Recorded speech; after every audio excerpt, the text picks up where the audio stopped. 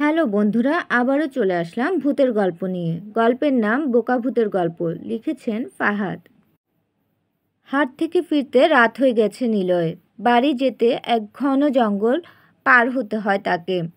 লোকমুখে শোনা যায় ওই জঙ্গলে নাকি ভয়ানক ভূতের বসবাস। প্রথমে একটু ভয় পেলেও বাড়ি তো যেতেই হবে, তাই সৃষ্টিকর্তার নাম নিয়ে হাঁটা শুরু করে নিলয়। ঘন জঙ্গলের মাঝখান দিয়ে এক সরু রাস্তা চলে গেছে গ্রামের দিকে।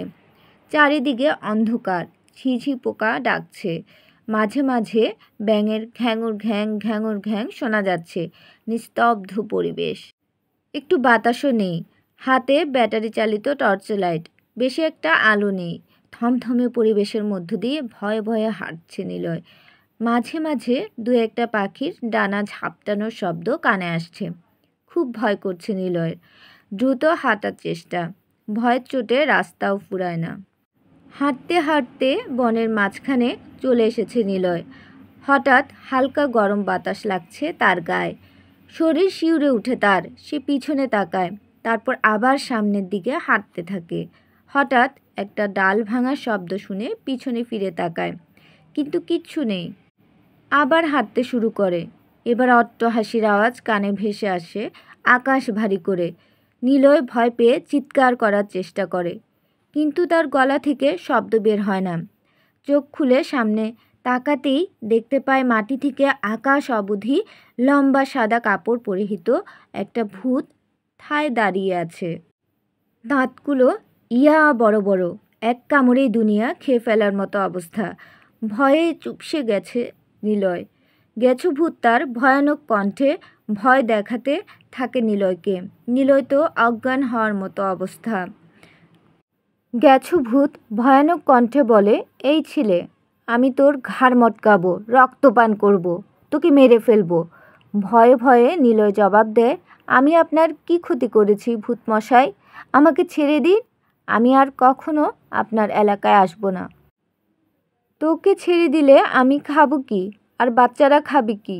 গেছো ভূত চিৎকার করে বলে ওঠে। উত্তরে নিলয় বলে, আমি আপনার জন্য একটা ছাগল নিয়ে আসবো কাল, আজ আমাকে যেতে দিন। হি হি হি হা হা হা। হাসতে হাসতে গেছো ভূত বলে, কতদিন ধরে মানুষের মাংস খায়নি আমার বাচ্চারা, আজ আমি তোকে ছাড়বো না। নিলয় মহা বিপদে পড়ে যায়।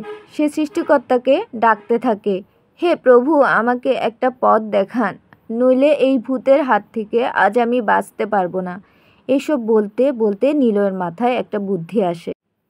সে ভূতকে বোকা বানানোর ফন্দি আঁটে। সে চিৎকার করে বলে ওঠে, ওহে মহাশয়, আমাকে খাওয়া অত সোজা নয়। আমার কাছে তোমার চেয়েও বড় ভূত রয়েছে, দেখবে নাকি তাকে? দেখাবো? গেছো ভূত হাসতে হাসতে বলে, আমার চেয়ে বড়? হা হা হা, দেখা তো। নিলয় তার পকেট থেকে মোবাইল বের করে একটা ইংলিশ হরর মুভির ভয়ানক ভূতের দৃশ্য দেখায়। অমনি গেছো ভূত ভয় পেয়ে যায়। আরে বাবা, এত বড় ভূত তোমার কাছে? আমি আর তোমার কোনো ক্ষতি করব না, আমাকে মাফ করে দাও, কখনো তোমার কাছে আসবো না, কথা দিলাম। গেছো ভূতের জব্দ হওয়ার দেখে নিলয়ের সাহস বেড়ে গেল। সে বীরের মতো গলা উঁচিয়ে বলছে, আচ্ছা যাও যাও, মাফ করে দিলাম, সাবধান, আমার কাছে আর আসবে না। বাড়ি ফিরে নিলয় হাঁফ ছেড়ে বলছে, এবারের মতো বেঁচে গেলাম বাবা, ভাগ্যিস ভূতটা বোকা ছিল। ধন্যবাদ।